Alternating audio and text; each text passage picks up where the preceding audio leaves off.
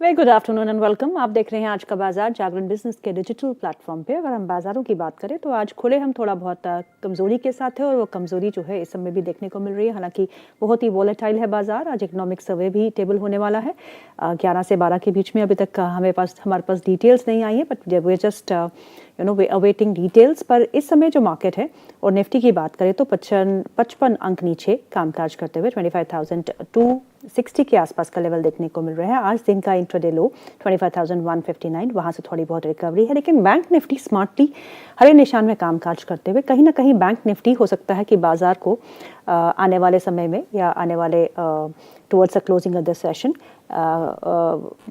Nifty को थोड़ा बहुत हेल्प करे to come back in green.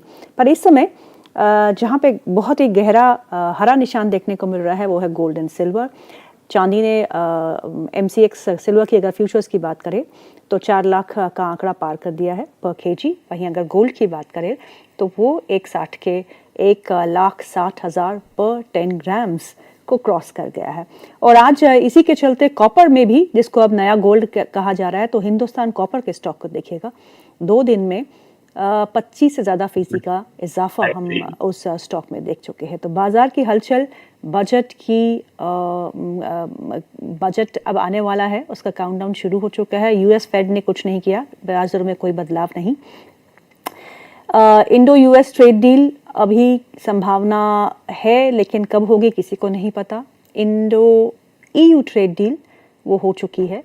So major event left behind is the budget now. तो budget से पहले बाजार में क्या करना है, बजट में क्या उम्मीदें हो सकती है, इस पर हम चर्चा करेंगे। 2 खास मेहमान हमारे साथ जुड़ चुके हैं।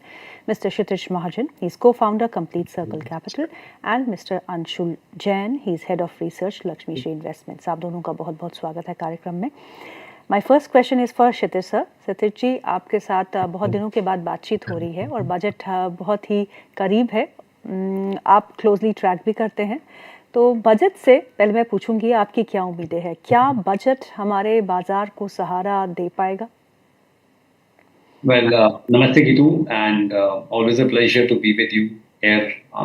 You know, so yes, आपको पता है मैं हमेशा पॉजिटिव ही रहता हूँ, and I think that the idea of market is और idea of government is not to कि वो market के लिए क्या कर रहे हैं, उनको overall सोशियो इकोनॉमिक पूरे चीजें देखते हुए लोगों के अपलिफ्टमेंट के लिए, कंट्री की ग्रोथ के लिए जो करना होगा वो उनको करना चाहिए।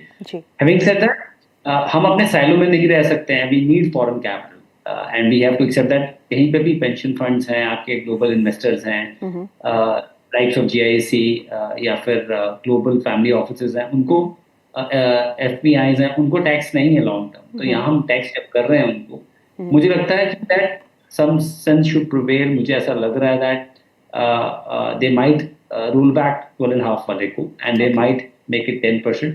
माइट बी अ पॉसिबिलिटी कि लॉन्ग टर्म को एक ही जगह 2 साल कर दे। सो मुझे लग रहा है ऐसा होना चाहिए। अगर आप मेरे से पूछते हैं what I want, yes I want this roll back.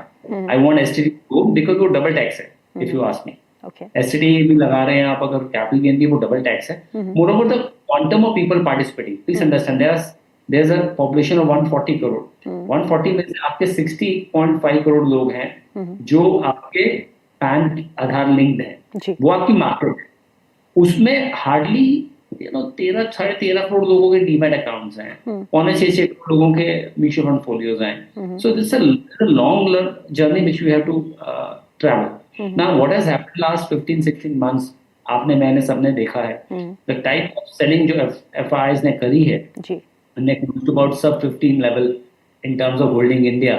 ऐसा क्या हो, मतलब this is the country, young country which is growing at that 7% plus GDP group number. ऐसा क्या हो गया? Because thanks to I think our retail participation, जो अभी ज्यादा नहीं है, तो जितनी भी है, thanks to retail participation we are able to hold it. Correct. So similarly, अगर आप इसको boost करते हैं, आप incentivize करते हैं, तो लोग ज्यादा से ज्यादा लोग इसमें participate करेंगे, and we'll see that market में डेप्थ और इंक्रीज होगी। अब आप जब गोल्ड इन्वेस्टमेंट की अभी बात करते हैं, गोल्ड हो, रियल एस्टेट हो, प्रॉब्लम ये है कि वो इन्वेस्टमेंट लॉक हो जाती है। वो पैसा कंट्री की ग्रोथ में नहीं काम आता है। जी इक्विटी इन्वेस्टमेंट वहीं पे ग्रोथ में काम आता है, बिकॉज आप बिजनेस में इन्वेस्ट कर रहे हैं, वो पैसा आता भी है, जाता भी है, कहीं और जाके इन्वेस्ट होता है। वो एक बार हमारी कंट्री में बहुत उसका एक रिलीजियस वैल्यू भी है गोल्ड का। I hardly see people selling gold and silver, you know. उसके अगेंस्ट लोन कहीं पर बहुत से मुश्किल सिचुएशन में ले सकते हैं, but hardly see that. So I know you are smiling because you are a better fund manager than us right now because of the gold and silver prices, which I understand. All I'm saying is that eventually you see that whether that metal can be bring to some use to the globe, to Indian economy. No, it has been there और वो बिकता नहीं है. So I'm not discouraging people to buy. इतना अच्छा performance है, but be careful at these levels. जो level आपने बताया 4 लाख का आज का level है, be careful. Gold I still understand, it's a hedge. Usage है सिल्वर का, but I don't know how things will shape up, so may be मेरा नो हाउ नहीं है। हम सब यही सोच रहे हैं और आज हमारे जो ऑफिस में यही बहस हो रही थी कि चांदी में ऐसा क्या हो गया कि सब रिकॉर्ड तोड़ दिया। और अब चांदी के बाद copper is also at day high and it is up nearly 5-6% in the international markets. तो उसका असर जो है हम हिंदुस्तान कॉपर के स्टॉक पे देख रहे हैं। एक बार उसके स्टॉक को दिखाइएगा। और वो स्टॉक जो है वो अपने 16 साल के उच्चतम स्तरों पे 16 year high for Hindustan copper. और 2 दिन में ये स्टॉक जो है कल भी 11-12% ऊपर था, आज 18% ऊपर है और 5 दिन में 38%। सो अंशुल हमारे साथ जुड़ चुके हैं। अंशुल, पहले तो निफ्टी पे अपना व्यू दे दीजिएगा। 25,350 डिफिकल्ट लग रहा है पार करना, उसके नीचे फिसल जाता है, उस तक जाने की कोशिश कर रहा है निफ्टी, यहाँ से कहाँ। और बैंक निफ्टी मुझे लगता है वेल प्लेस्ड है, आज सुबह से ही हरे निशान में कामकाज करने की कोशिश कर रहा है। और अगर बैंक निफ्टी चलता है तो निफ्टी को तो सहारा मिलेगा ही, इन दोनों ही इंडाइसेस पे और फिर हिंदुस्तान कॉपर पे।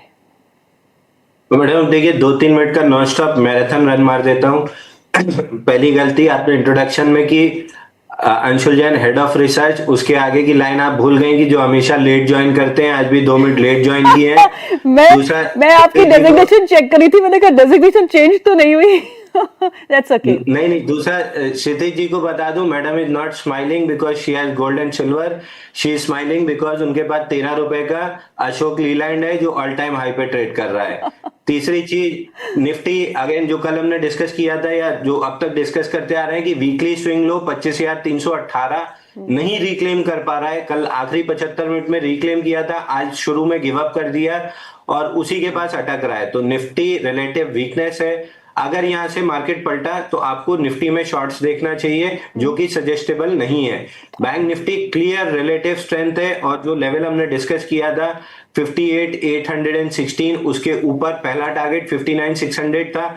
कल पूरा दिन 59,600 रिजेक्ट किया, आज भी पहले 2:75 मिनट की बार पे रिजेक्ट किया, मतलब रिजेक्ट नहीं, उसके आसपास कंसोलिडेट किया, फाइनली ब्रेकआउट दिया है। 59,600 से हम लॉन्ग बैंक निफ्टी दिए हुए हैं।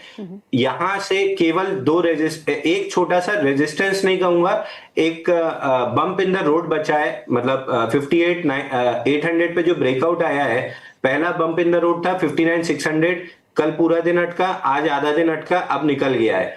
अगर इसके ऊपर सस्टेन करता है तो दूसरा बम्प इन द रोड आखिरी जो बचता है डेली स्विंग हाई 16 जनवरी का 60,235, ये भी रेजिस्टेंस नहीं है, just a bump in the road. Bank Nifty जा रही है ऑल टाइम हाई, क्योंकि वीकली पे जो स्विंग लो था 58,712, उसको लास्ट वीक हमने क्लोज किया था उसके नीचे। इस हफ्ते में उसका लो भी स्वीप हुआ है और स्विंग लो के भी ऊपर आके हम ट्रेड कर रहे हैं। ऑल टाइम हाई के पहले कोई रेजिस्टेंस नहीं है, 2 बम्प इन द रोड थे 59,600 जो निकल चुका है, सर्टेनली लग रहा है कि निकल चुका है, इसीलिए हमने बाय भी दिया है। 60,235.15 ये आपका 16 जनवरी का हाई है, यहाँ पे एक बार शायद अटके 1-1.5 दिन के लिए, बट ऑल टाइम हाई के पहले कोई रेजिस्टेंस नहीं है, तो ये जा रहा है ऑल टाइम हाई। ओके, और हिंदुस्तान कॉपर? हिंदुस्तान कॉपर में देखिए 14 टाइम्स एटीआर एक्सटेंशन हो चुका है। जो हम एटीआर एक्सटेंशन प्ले करते हैं कि 14 दिन के एटीआर को 7 से मल्टीप्लाई करके 50 डे मूविंग एवरेज में ऐड कर दीजिए, ये रेंज हो जाती है ओवरबॉट की। हम कभी टॉप नहीं प्रेडिक्ट करते हैं, हम ओवरबॉट जोन में आके बाइंग बंद करते हैं, टॉप नहीं प्रेडिक्ट करते हैं। ट्रेलिंग स्टॉप लॉस लगाते हैं, ये आपको नेशनल एल्यूमिनियम में याद ही होगा, एलटीएफ और नेशनल एल्यूमिनियम में। अब 14.1 टाइम्स एटीआर एक्सटेंशन हो चुका है, स्टॉप लॉस मॉडिफाई कर लेना चाहिए 699 रुपए का और आराम से होल्ड कीजिए। आप live buying climax potential buying climax बनते हुए देख रहे हैं कि आखिरी जो वर्टिकल रैली होती है जिसमें मैक्सिमम पैसा बनता है, मोस्ट लाइकली इसमें वही हो रहा है। तो इसका पूरा फायदा उठाइए। बाइंग क्लाइमैक्स में जो वर्टिकल मूव मिल रही है उसमें ट्रेलिंग स्टॉप लॉस के सहारे ऊपर चलते रहिए। ऊपर से 5% आप दे के बाहर निकलेंगे जब भी ट्रेलिंग स्टॉप लॉस हिट होगा, लेकिन ये ऊपर से 5% यही 750 पे बनेगा या 900 पे बनेगा, इसको प्रीएम्प्ट करना या प्रिडिक्ट करने की जगह शांति से स्टॉप लॉस मॉडिफाई करते चलिए। जहां भी कटेगा प्रॉफिट बुक करके फिर 6-8 महीने 1 साल के लिए छोड़ दीजिएगा स्टॉक को। जी Shridhar, earnings, majority of the earnings are out. इस बार अर्निंग्स से आपकी क्या उम्मीदें थी और क्या वो उम्मीदों पे खरा उतरा है, और आपको क्या लगता है नाउ दिस इज, अगर हम लार्ज कैप्स की बात करें तो अर्निंग्स ठीक ठाक ही रही थी, लेकिन मिड कैप और स्मॉल कैप स्पेस पे कुछ अर्निंग्स बहुत ही अच्छी रही थी। So is it time to move to small and mid caps and lower down the weightage on the front lines? गिदू वेल, देखिए, इनफैक्ट लार्ज और स्मॉल और मिड कैप से ज्यादा एक्सपेक्टेड भी नहीं था in terms of earning number, and वो हमेशा पॉकेट स्पेसिफिक ही होता है। Large cap as are nominal GDP has already fallen to 9.5% का जो ब्रॉडर नंबर आ रहा है, तो लार्ज कैप कंपनी से ज्यादा आप एक्सपेक्ट नहीं कर सकते हैं। पर जो भी गवर्नमेंट के रिफॉर्म्स आए हैं, जीएसटी के रिफॉर्म्स हैं या इनकम टैक्स के रिफॉर्म्स हैं, वो इमीडिएटली आपको अर्निंग में नहीं दिखेंगे। तो वी एक्सपेक्टिंग दिस क्वार्टर और may be couple of more quarters numbers जो आप आएंगे उनकी अर्निंग्स में वो रिफ्लेक्ट होंगे। तो 22 सितंबर को आया है तो आपका लास्ट क्वार्टर तो चला ही गया था। October onwards yes we have seen consumption driven companies have given good earnings, banks के नंबर सारे अच्छे आए हैं। मिड कैप में क्या है कि आप इंडस्ट्री लीडर लीजिए या स्मॉल कैप में इंडस्ट्री लीडर लीजिए, जहां पे आप इंडस्ट्री लीडर ले रहे हैं वहां पे आपको बेनिफिट मिल रहा है, और जहां पे सेक्टर गवर्नमेंट का फोकस है वहां पे बेनिफिट मिल रहा है। बट अभी भी ना valuation wise I think mid cap we are still okay that it's almost at rock bottom and seems like that आप step up कर सकते हैं कुछ allocation। on small cap मुझे अभी भी लगता है that अगर mid cap में आप 7-8 weeks का stagger करेंगे तो small cap में 12-14 weeks का stagger करें, because अभी भी small cap index जो है वो निफ्टी से 30% प्रीमियम पे ट्रेड कर रहा है, जो बहुत बड़ा गैप है। सो उतना प्रीमियम नहीं होना चाहिए। So I think we are very much there in terms of the numbers, broader numbers, but हो सकता है यहाँ पे थोड़ा बहुत और आपको नीचे का लेवल मिले। But I am not saying stay out and sit outside. आप स्टैगर वे में इन्वेस्ट करना शुरू करें।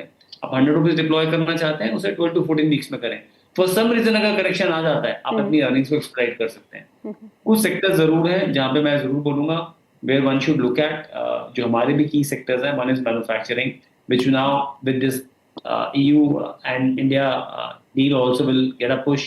Second is IT, जो बिल्कुल इस समय रॉक बॉटम पे है, वैल्यूएशन बहुत डॉट चीप है, बट पूरा IT अगर आप ईस्टर्न यूरोप का देखते हैं या यूरोप का देखते हैं, वहाँ पे पूरा रिवैम्प होने की जरूरत है। और हमारा ओवरऑल सप्लाई लाइन में से IT में से 14% ही आपका एक्सपोर्ट्स यूरोप को है, ज्यादातर यूएस को ही है। सो IT I see that IT might see a turnaround and you can't keep us out। मतलब अब वो है कि बेस्ट प्रैक्टिसेस से सीखो। AI पूरा रैली हमने मिस जरूर कर दिया, but you know whatever is there you can build from here onwards। So and third is obviously consumption, which is a very big place, and fourth is financialization of savings, which we keep on talking that more and more people will come to a mainstream line investing। ये होगा ही होगा। मेरा defence को लेके भी बहुत strong view है, and मुझे लगता है दैट डिफेंस सेक्टर में भी as a house we feel that we might see some good news in budget also। So ये 4-5 broad sector अगर आप लेके चलते हैं और में आप इंडस्ट्री लीडर्स पे बेट करते हैं, तो इसमें स्मॉल और मिड कैप से बेटर है कि दैट आप इंडस्ट्री लीडर्स पे बेट करें और उन पे आप थोड़ा एलोकेशन लें।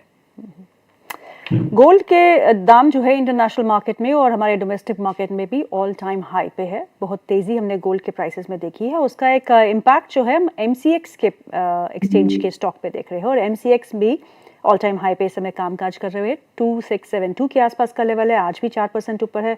एक और प्रॉक्सी प्ले जो हम गोल्ड के साथ देखते हैं जिसको इम्पैक्ट होता है पॉजिटिवली, वो है मुथूट फाइनेंस और Manappuram finance. Muthoot finance again at 52 week high, यहाँ पे भी करीबन 3% का इजाफा देखने को मिल रहा है। तीनों ही स्टॉक्स को आप कैसे प्ले करेंगे अंशुल, MCX, मुथूट और मन्नापुरम? मैडम देखिए मुथूट में तो 4200 तक की रैली दिख रही है, बट अब फ्रेश लॉन्ग्स की जगह नहीं है क्योंकि रिस्क रिवॉर्ड मैच नहीं कर रहा है। तो जिनके पास है 4000 या 3990 का स्टॉप लॉस लगा के 4200 तक प्ले कर लें। फ्रेश लॉन्ग के लिए अब जगह नहीं बची है, तो जिनके पास है बस उनके लिए है। मन्नापुरम अगर आपके पास है तो बेच के निकल जाइए। लोअर हाई का स्ट्रक्चर बन गया है, अब मोस्ट लाइकली 278 टूटेगा और लोअर लो बनेगा, तो उतना वेट नहीं करना चाहिए। थोड़ा सा प्रीएम्प्ट कर लीजिए और निकल जाइए। गलत भी हुए तो बहुत ज्यादा आप कुछ नहीं खोएंगे क्योंकि नियर अबाउट टॉप पे है, बहुत ज्यादा अपसाइड नहीं है, लेकिन अगर प्रॉफिट बुकिंग आई तो 220 तक नीचे आ सकता है, तो निकल जाना ज्यादा बेहतर है। एमसीएक्स पे फिर वही कहूंगा, डोंट प्रिडिक्ट द टॉप। अभी 6.4 एटीआर एक्सटेंशन है, बहुत लंबा नहीं खिंचा है, बाकी तो 13-14 पे पहुंचे हैं, तो इसको भी एटलीस्ट उतनी जगह तो दीजिए कि 10 तक पहुंचे। तो टॉप प्रेडिक्ट करने की जगह 2593 इसका स्टॉप लॉस लगा के क्लोजिंग बेसिस स्टॉक को बने रहिए। अगर स्टॉप लॉस कटा तो ऊपर से 100 रुपए देके आप बाहर हो जाएंगे, लेकिन ये पूरी प्रॉफिट लॉक इन हो जाएगी। और नहीं कटा तो ये हो सकता है कि 2880 2900 तक खिंच जाए और